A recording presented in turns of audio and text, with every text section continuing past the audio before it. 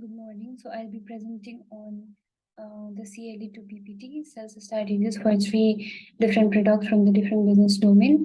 So first is I've chosen smartphone, sunscreen, and indoor plants. So basically, we had to choose from three different categories. So I've chosen smartphone from electronics category, sunscreen from beauty product category, and indoor plant from plant category. So basically, the smartphone for selling the smartphone, the salesperson needs to have a very depth knowledge of the product. They might also need to give demos and something like that for like selling the product to the consumer. For example, as a consumer, if I am a consumer and I'm buying a smartphone, I'll be asking the questions like questions about the features of the smartphone. For example, what is the camera quality, what is the battery life, what is the display feature, what is the memory space, and what is the cost of the phone. So basically these are the five main features I'll be asking if I'm a buyer and I'm buying a smartphone. So objections related to buying a smartphone while as a buyer is first thing I'll be asking what is the cost and if the cost justifies the features smartphone is providing or not. I'll also compare the smartphone with another smartphone or the brand of another smartphone so that just to make sure that I, as a consumer, is getting advantage, competitive advantage of what I'm paying for the product. So yeah, and because it's also on a kind of expensive side, buying a cell phone is like kind of an investment. So I'll also be very aware about the cost I'm paying, the money I'll be paying for the smartphone. So yeah, as a buyer, this will be my questions and objections regarding the smartphone. For the below, on the below, on the slides below, I'll be discussing also about how to overcome these objections that buyers have in the from the standpoint of a seller, being myself. So yeah, so coming back to sunscreen, while buying a sunscreen is very important in today's day because it is proven that the sunscreen helps to block the harmful ultraviolet rays of the sun and it will guard your skin. So from child to grown-ups to adults to everyone, they need to use sunscreen on a regular basis. So for that, if I'm buying a sunscreen, I'll be very aware and concerned about my skin type. If my skin is sensitive or not, what is my skin type, what kind of cream suits me, what are the ingredients they have put in the sunscreen. So if they that ingredients are harmful to my skin or my health or something like that. So if the ingredients are very toxic, very chemical, and they will like damage my skin or they will do some kind of effect on my side effect on my health, then I'll probably not be buying that sunscreen. Rather, I'll go for something natural and that suits my skin type. So yeah, features or let's say the type of the product I'll be buying as a buyer while purchasing a sunscreen is I'll be concerned about the age group. So the sunscreen made for adults is not usable for the sunscreen for the kids, and the sunscreen made for a kid's skin type is not suitable for the adults. So yeah, I'll be very concerned about the age group. I'll be very concerned about the sun protection factor. So if I have to work in a sun for like elongated hours and something like that, I'll be needing SPF over 50 plus plus with like, but if I'm like sitting indoor and I just need to apply the sunscreen for like minimal exposure in the sun and something like that, then I'll be buying SPF below 50, which might be 35 or 30 SPF with PA plus plus. So yeah, and I'll be also concerned about the ingredients as a buyer of the sunscreen. So objections will be if like the sunscreen has used harmful chemicals, if the sunscreen is not calorie free, and if the sunscreen has like a very toxic chemical in it, then I'll not be interested to buy the sunscreen. So basically about the indoor plants, if I'm buying an indoor plant as a buyer, then I'll definitely be aware about the allergy factors. If some kind of plants, if I'm like if I if I got near the plant or something like that, then it will cause me some kind of allergies. So I'll be very aware about the allergy factor. I'll be aware about the cost.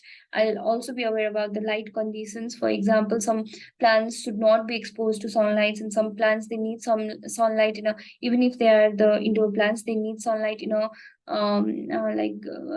regular basis, or in interval of some weeks or something like that. So I'll be very concerned about how to take care of that plant, if I should place the plant in the place where the sunlight is there, or not. So light conditions, purchase price, how much I'm paying for the plant, and if that is worth it or not, something like that. And allergy factors, as a buyer, I'll be very concerned. So that will be my objections also, the allergy cost, and the how much I should invest to take care of that plant. My time investment will be also a kind of objection if I'm buying. So what are the different strategies or approaches to overcome the product related objections are, first thing, having product awareness in all of the three cases, be it the smartphone, be it the sunscreen, or be it the indoor plant. If I am a seller now, so I'll be role playing of a seller right now. So if I'm a seller, then I'll be very aware about the product I'm selling. If I'm selling a smartphone, I'll be aware about its features, its battery life, its memory, and everything. If I'm selling a sunscreen, I'll be aware about its ingredients, its age group type, its SPF factor, its skin type, and everything. And if I am a seller of the indoor plant, then I'll be very aware about the plant type, name of the plant, how the user or consumer should take care of the plant, and something like that. So having a product awareness is very important as a salesperson. Another is price clarity. For example, if I'm selling a phone, and then I'll be very clear that on how much discount I can provide to the customer, what is my selling price margin, what is my marginal cost, if I sell the smartphone in certain price, will I be making a profit or not, how much discount I can give to the customer, and something like that, how much price cut I can afford, and something like that. So having a price clarity is very important as a salesperson. So if I'm a salesperson, I'll definitely have the knowledge about the price of my product. So basically, the next strategy is to avoid complexities. So if I'll not use like very technical or use jargons that customer might not understand. So what I'll be doing is I'll be explaining the product in a simple layman language, so that the consumer can actually understand it and find that the product is really helpful or beneficial for them, and they'll be interested in buying it. So yeah, to reduce, I'll be trying to reduce the complexities, and I'll be trying to show the advantage and why they need the product. So yeah, I'll be doing that if I'm a seller.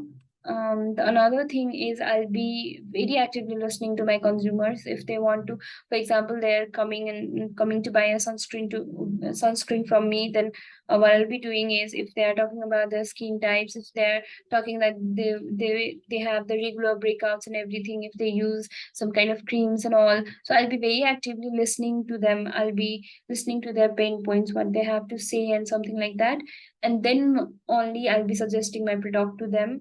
So I'll